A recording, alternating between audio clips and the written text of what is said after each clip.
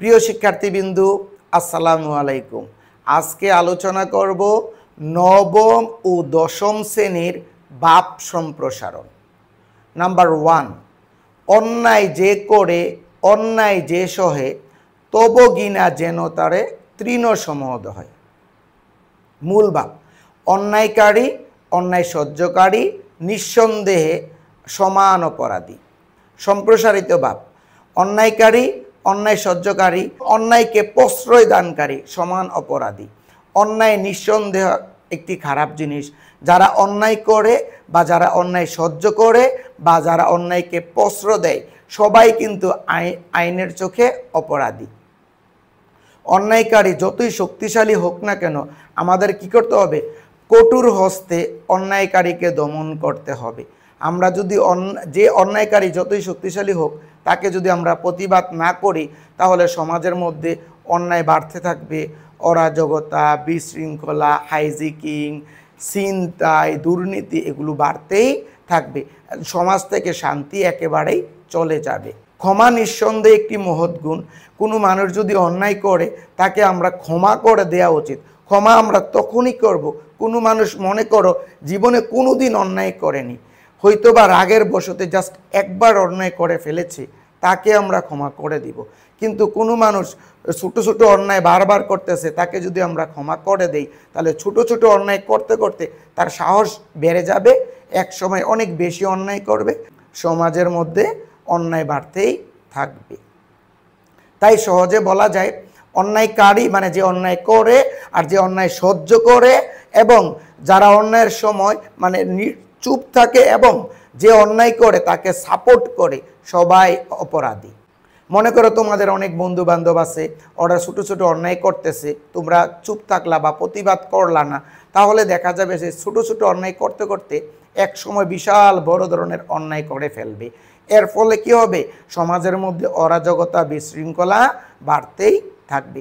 তাহলে আমরা সহজে বুঝতে পারলাম যেই অন্যায় করুক বা অন্যায়কারীকে আমরা প্রশ্রয় দিব না। যদি অন্যায়কারীকে প্রশ্রয় না দেই, কঠোর হস্তে দমন করি, তাহলে আমাদের সমাজে অরাজকতা, বিশৃঙ্খলা এগুলো থাকবে না। সুন্দর একটি সমাজ আমরা পেয়ে থাকব, আমরা সুন্দরভাবে দেশের মধ্যে বসবাস করতে পারব।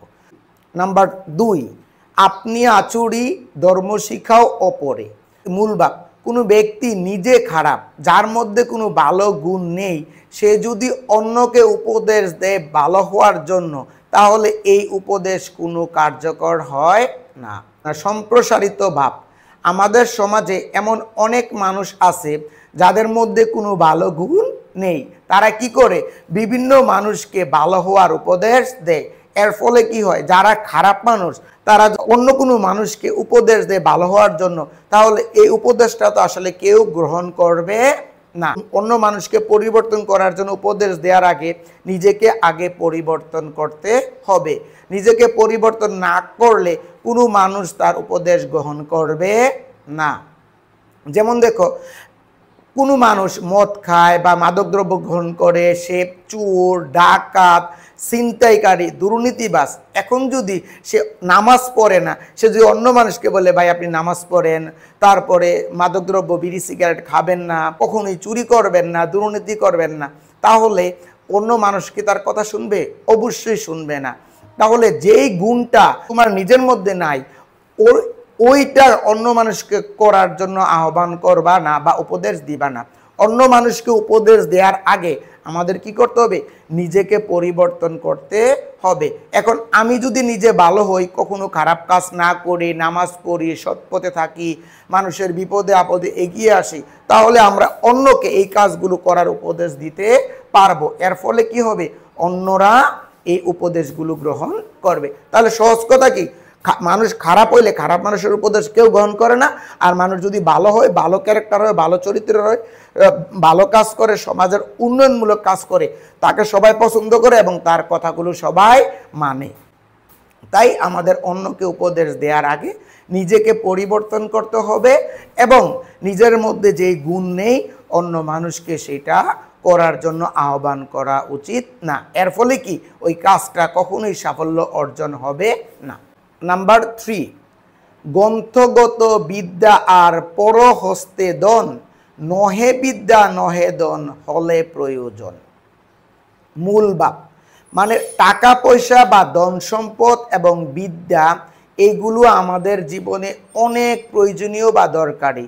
এইগুলো যদি আমাদের কাছে না থাকে তাহলে বিপদে আপদে কোনো কাজেই আসে না। সম্প্রসারিত ভাব টাকা পয়সা বা ধন সম্পদ আমাদের এই সমাজে অনেক দরকারি। আমাদের সমাজে বেঁচে থাকার জন্য টাকা পয়সা বা ধন সম্পদের বিকল্প কিছু নেই। ঠিক তেমনি বিদ্যা বা জ্ঞান ছাড়া মানুষ মনুষ্যত্ব অর্জন করতে পারে না। এই বিদ্যা বা জ্ঞান ছাড়া মানুষ নিজে আলোকিত হতে পারে না, সমাজকে আলোকিত করতে পারে না। একজন মানুষ বিদ্যা বা জ্ঞানের ফলে সারা পৃথিবী সম্পর্কে জ্ঞান অর্জন করতে পারে। এখন সহজ কথা হলো যে ধন সম্পদ তো আমাদের অনেক দরকারি, ধন সম্পদ ছাড়া তো আমাদের জীবন চলে না। মনে করো তুমি বিভিন্ন মানুষের কাছে অনেক টাকা পাও না, যদি টাকাগুলো তোমার কাছে না থাকে, যখন বিপদে পড়বা টাকাগুলো তোমার কোনো কাজে লাগবে না। ঠিক তেমনি লাইব্রেরিতে অনেক বই আছে অথবা তোমার ঘরে অনেক বই আছে, কিন্তু কোনো বই তুমি পড়ো না। যদি বই না পড়ো তাহলে বইয়ের মধ্যে অনেক জ্ঞান বা বিদ্যা আছে, যদি না পড়ো তাহলে যেমন কোনো জ্ঞান অর্জন করতে পারবে না, কোনো লাভ হবে না। ঠিক তেমনি মানুষের কাছে তুমি বিভিন্ন মানুষের কাছে টাকা পাও না, এগুলো যদি বারবার বলো যে আমি এমুকের কাছে টাকা পাও না, অমুকের কাছে টাকা পাও না, কিন্তু যখন বিপদে পড়বা সে যদি টাকা না দেয় কোনো কাজে লাগবে না। ঠিক তেমনি সহজ কথা, অন্য মানুষের কাছে টাকা থাকা বইয়ের মধ্যে পড়া থাকা একই কথা, দুটোটাই বিপদে কোনো কাজে লাগবে না। তাইলে সহজ কথা কি, গ্রন্থগত বিদ্যা মানে বইয়ের মধ্যে বিদ্যা আর পরহস্তধন মানে মানুষের হাতে টাকা পয়সা, কোনোটাই বিপদে কাজে লাগে না। নাম্বার 4, জন্ম হোক যথাতথা, কর্ম হোক ভালো। মূল ভাব মানুষ জন্মের মধ্যে পরিচিত লাভ করে না, কর্মের মধ্যে পরিচিত লাভ করে। অর্থাৎ মানুষের সম্মান গৌরব সব কিছু কর্মের মধ্যে বহন করে, কর্মের মধ্যে বহন করে না। সম্প্রসারিত ভাব জন্ম হোক যথাতথা, কর্ম হোক ভালো। অর্থাৎ যে মানুষের জন্ম কোথায় হয়েছে সেটা মেইন ফ্যাক্ট না, মেইন ফ্যাক্ট হলো মানুষ কর্মের মাধ্যমে পরিচিত লাভ করে।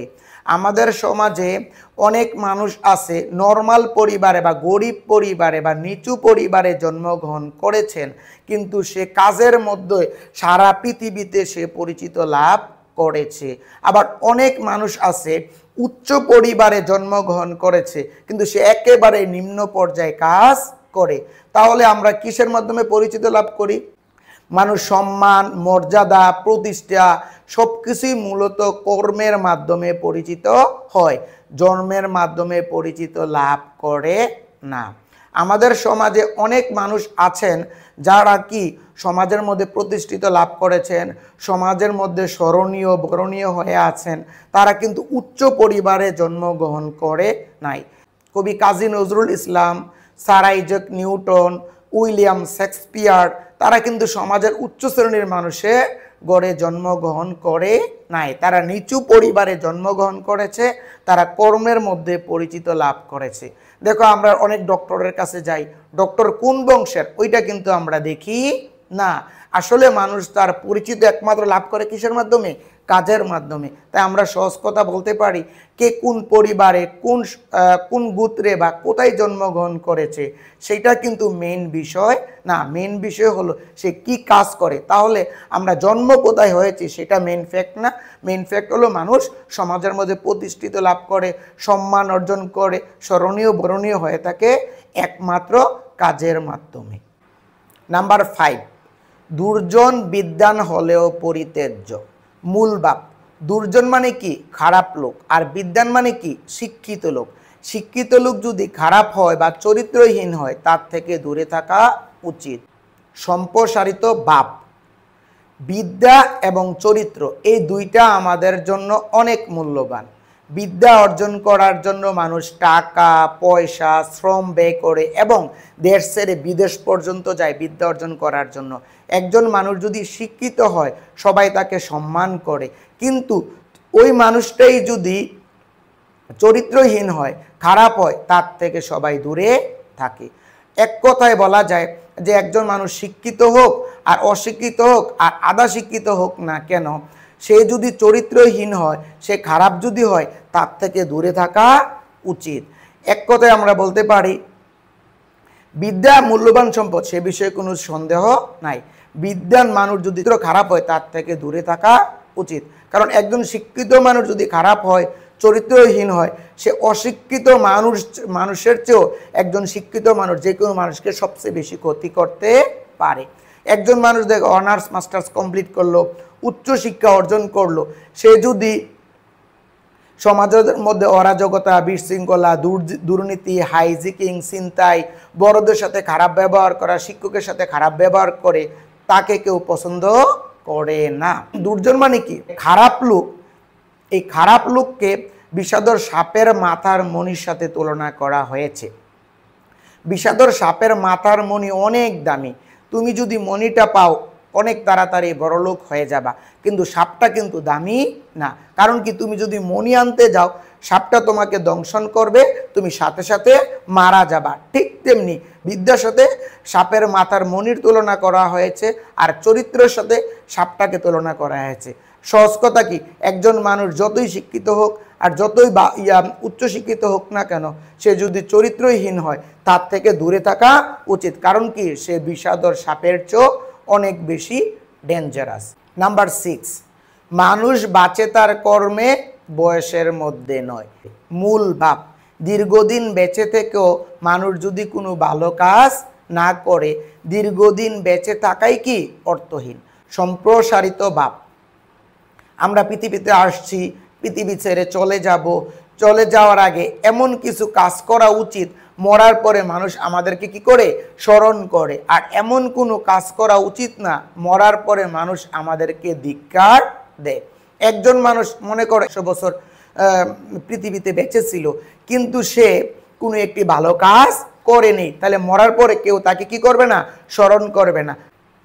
এক কথায় বলা যায় যে আমরা পৃথিবীতে আসছি, পৃথিবী ছেড়ে চলে যাব, কি এমন কাজ করা উচিত মানুষ আমাদেরকে যাতে স্মরণ করে। আর এমন কোনো কাজ করা উচিত না মানুষ আমাদেরকে ধিক্কার দেয়। আমাদের সমাজে অনেক মানুষ আছে খুব খারাপ, সমাজের মধ্যে অরাজকতা করে, বিশৃঙ্খলা করে, দুর্নীতি করে, উল্টাপাল্টা কাজ করে, গরিবের উপর অত্যাচার করে, কিন্তু তাকে আমরা বইয়ের সামনে সালাম দিলেও বা সম্মান করলেও পেছন দিক দিয়ে কিন্তু আমরা তাকে ঘৃণা করি। আবার অনেক মানুষ আছে পৃথিবীতে অনেক ভালো কাজ করে, তাহলে পৃথিবীতে সব মানুষ তাকে আঁকা অবস্থায় অনেক সম্মান করে মন থেকে, এবং যখন পৃথিবী ছেড়ে চলে যায় তাকে স্মরণ করে। তাহলে আমরা সহজ কথা কি? যে পৃথিবীতে আসছি, পৃথিবী ছেড়ে চলে যাব, ভালো কাজ করতে হবে, তাহলে মানুষ আমাদেরকে স্মরণ করবে। আর খারাপ কাজ করলে মানুষ আমাদেরকে স্মরণ করবে না, বরং ধিক্কার দিবে। যেমন দেখো, পৃথিবীতে অনেক মানুষ ছিল যে শত শত বছর বাঁচে নাই। হযরত মুহাম্মদ সাল্লাল্লাহু আলাইহি সাল্লাম, কবি কাজী নজরুল ইসলাম, রবীন্দ্রনাথ ঠাকুর, সুকান্ত ভট্টাচার্য মাত্র 20 বছর বেঁচে ছিলেন। এই যে তারা কিন্তু দীর্ঘদিন বেঁচে ছিলেন না, কিন্তু তারা কাজের মাধ্যমে যুগ যুগ ধরে আমাদের মধ্যে বেঁচে থাকবেন। তাহলে এটা সহজ কথা কি? আমরা পৃথিবীতে আসছি, পৃথিবী ছেড়ে চলে যাব, এমন কিছু কাজ করা উচিত যা মরার পরে সবাই আমাদেরকে স্মরণ করে। এমন কিছু কাজ করা উচিত না, মরার পরে মানুষ আমাদেরকে ধিক্কার দেয়। নাম্বার 7, মেঘ দেখে কেউ করিস নে ভয়, আড়ালে তার সূর্য হাসে। মূল ভাব, মানুষের জীবনে সুখ দুঃখ একটার পর একটা পালাক্রমে আসে, কোনোটাই কিন্তু মানুষের জীবনে স্থায়ী নয়। তাই দুঃখকে দেখলে ভয় পেলে হবে না।